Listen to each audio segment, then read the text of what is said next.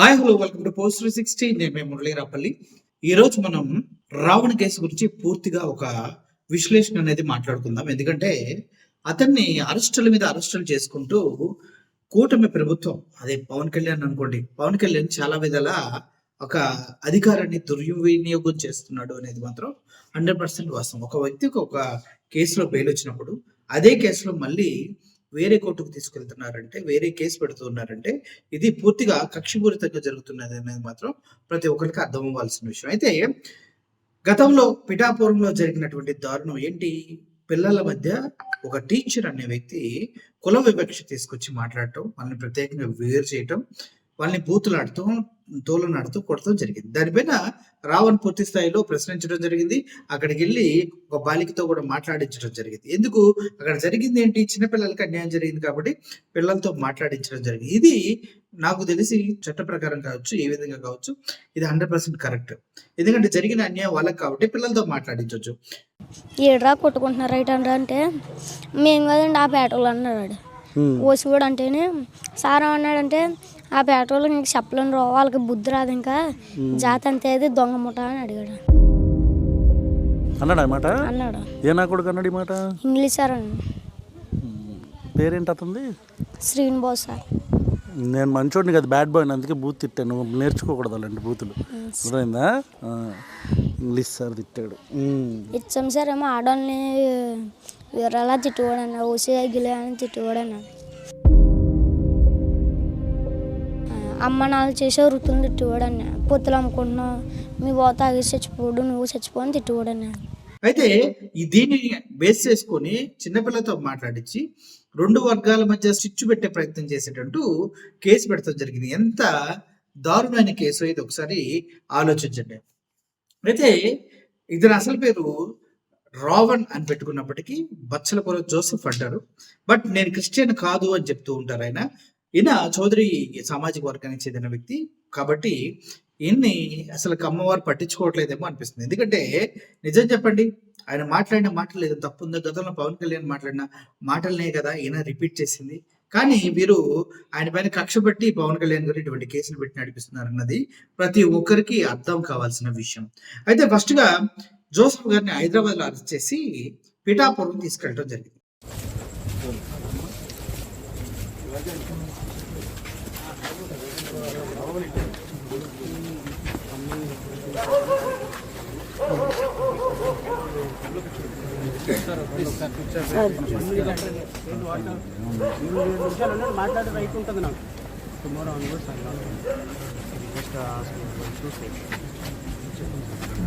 ఆ పిఠాపురం తీసుకెళ్లిన తర్వాత అందరికీ ఈ సీన్ చాలా హైలైట్ అయ్యింది. ఇటువైపు కేవీఆర్ ని, జోసెఫ్ ని ఒకే రోజు లిఫ్ట్ చేయడం జరిగింది పోలీసులు హైదరాబాద్ నుంచి.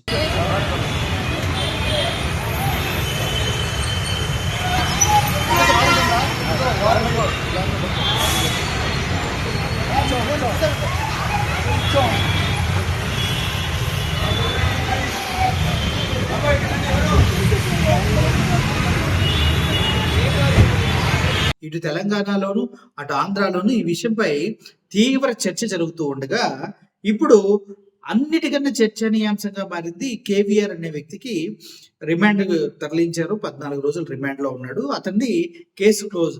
కానీ రావణ్కి మాత్రం పిఠాపురంలో అరెస్ట్ చేసిన తర్వాత ఆయనకి కోర్టు బెయిల్ మంజూరు చేయడం జరిగింది. బెయిల్ మంజూరు చేసిన వెంటనే ఆయన బయటకు వచ్చి ఇలా అనడం జరిగింది, బెయిల్ మంజూరు అయిందని తెలిసింది. అయితే బెయిల్ మంజూరు అయిన వెంటనే పోలీసులు ఏం చేశారు? ఇంకొక కేసు, సేమ్ ప్యాటర్న్, ఇంకొక కేసు తీసుకొచ్చి ఇతని పైన పెట్టడం జరిగింది. ఆయన ఎప్పుడైతే కోర్టు నుంచి బయటకు వస్తాడో, అంటే వీళ్ళందరికీ తెలుసు బెయిల్ వస్తుంది, కానీ బెయిల్ వచ్చినా కూడా తిప్పి తిప్పి నాశనం చేయాలి మనోడిని అని ఫిక్స్ అయ్యారు. అక్కడ నుంచి బెయిల్ వచ్చిన వెంబటే ఆయన్ని కొల్లప్రోలుకి చెందిన జనసేన నాయకుడు ఒక అతను అరెస్ట్ చేయాల్సిందిగా కేసు పెట్టాడు. ఇతని పైన సేమ్ కేసు రిపీట్ అనమాట. అక్కడ నుంచి రావణ్ కాకినాడ తీసుకెళ్ళడం జరిగింది. అక్కడ వైద్య పరీక్షలు నిర్వహించారు. ఫస్ట్ కాకినాడ నుంచి బెయిల్ వచ్చింది. ఆ తర్వాత సర్పవరం పోలీసులు వచ్చారు, సర్పవరం తీసుకెళ్లారు. అక్కడ నుంచి బెయిల్ వచ్చింది. అక్కడికి ఈ సర్పవరంలోనే హైడ్రామా నడిచింది. ఎందుకంటే ఈ పరిస్థితుల్లో రావణ్ణి కొట్టాలి, రావణ్ పైన దాడి చేయాలి, మన మచిలీపట్నం ప్రాంతంలో రావణ పైన దెబ్బ పడాల్సిందే అంటూ వాడియోలు కూడా మనం విన్నాం. అయితే ఇంత దారుణంగా ఎందుకు బిహేవ్ చేస్తున్నారంటే, అంతకుముందు పవన్ కళ్యాణ్ గారు మాట్లాడారు, ఎవరు కూడా హద్దులు దాటొద్దు, రాజ్యాంగ ప్రకారం నడుచుకోవాలి, సనాతని నేను చెప్తున్నా అని మాట్లాడారు ఆయన. మాట్లాడినా కూడా వీళ్ళు సిగ్గు లేకుండా ఆయన మాటలకు కూడా వాల్యూ ఇవ్వకుండా వీళ్ళ పనిలో వీళ్ళు పాపం రావణ పని దాడి చేస్తూ వెళ్తూ ఉన్నారు. కానీ రావణ్ ఏం చేస్తారు, అంతమంది పోలీసులున్నా అంత జరుగుతున్నా నవ్వుతా దర్జాగా టీవీగా కూర్చున్నాడు రావణ్. ఒక విషయం, కాకినాడ మొబైల్ మేజిస్ట్రేట్ కోర్టులో కూడా హాజరుపరిచారు. అక్కడ కూడా ఆయనకి బెయిల్ మంజూరైంది. మచిలీపట్నం గుడివాడ పోలీసులు అదుపులోకి తీసుకొని మచిలీపట్నానికి తరలించారు. కాగా ప్రశ్న రావణ్ ఏలూరులో జనసేన నాయకులు ఫిర్యాదు మీద నమోదైన అనకాపల్లి కోర్టుకి మళ్ళీ అనకాపల్లి పాయకరావుపేటకి మళ్ళీ తీసుకెళ్లారు. ఇప్పుడు అనకాపల్లి పోలీస్ స్టేషన్ లో ఉన్నాడు. ఒకసారి ఇది జర్నీ మొత్తం చూసుకున్నట్లయితే కాకినాడ, పిఠాపురం, సర్పవరం, ఇంకా చూసుకుంటే ఇప్పుడు అనకాపల్లి వరుసగా 4 సార్లు ఒకే కేసులో అరెస్ట్ అయ్యాడు రావణ్. ఈ మొత్తం కనుక చూసుకుంటే ఇందులో పవన్ కళ్యాణ్ సుప్పనాతిన మాటలు చెప్పాడు కదా, ఎవరు ఏమి చేయకండి, చట్టాన్ని మేరకండి, చట్టానికి లోబడి మాట్లాడండి, ఫ్రీ అండి. వాక్ స్వాతంత్రం అంటే ఇష్టం వచ్చినట్టు మాట్లాడతాం కాదు, అంటే వాక్ స్వాతంత్రం అంటే ఇష్టం వచ్చినట్టు మాట్లాడతాం కాదు. ఈయనకు మాత్రం అదే స్వాతంత్రం ఇష్టం వచ్చినట్టు మాట్లాడటానికి ఇస్తుంది. ఈయన తిట్టొచ్చు, వయసు పైన కొడకల్లారా రండ్రా చూసుకుందాం అని అనవచ్చు, కానీ వేరే వాళ్ళు మాట్లాడకూడదు. ఎందుకంటే ఈయన బూతులకి ఈయనకి పేటెంట్ ఉంది, వేరే వాళ్ళకి లేదు అని నాకు అర్థమైంది. మచిలీపట్నం అయినా, గుడివాడ అయినా, సర్పవరం అయినా, కాకినాడ అయినా, పాయకరావుపేట అయినా, ఇంకో దగ్గరికి తీసుకెళ్ళినా రావణ్ అనే వ్యక్తి రావణే కదా. యాటిట్యూడ్ ఎలా మారుతుంది, మనిషి యాటిట్యూడ్ మారుతుంది కదా. ఇప్పుడు పవన్ కళ్యాణ్ మాట్లాడిన మాటలు ఏం మాట్లాడారు కదా, ఈయన అరెస్ట్ చేస్తే పవన్ కళ్యాణ్ కూడా అరెస్ట్ చేయాలి కదా. మరి ఇటువంటి లాజికల్ చాలా ఉన్నాయి, కానీ మన వాళ్ళు ఈ లాజికల్ ఎందుకు పట్టించుకోరు కదా.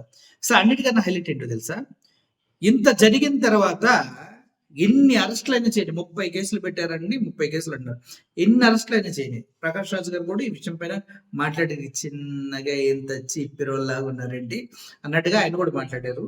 కక్ష సాధింపు వదిలేమని కూడా చెప్పారు. అన్నిటికన్నా హైలైట్ ఏంటో తెలుసా, ఇంత జరిగిన తర్వాత బయటకు వచ్చి రావణ్ అనే వ్యక్తి పవన్ కళ్యాణ్ నువ్వు చేసింది ఇంతేనా, ఇది నాకు ఏకతో సమానం అన్నాడు అనుకో, ఏమ్మా తలకాయ ఎక్కడ పెట్టుకుంటాడు పవన్ కళ్యాణ్ అయితే నాకైతే అర్థం కావట్లేదు. ఎందుకంటే ఒక వ్యక్తి ఆత్మాభిమానం అన్నిటికన్నా గొప్పది.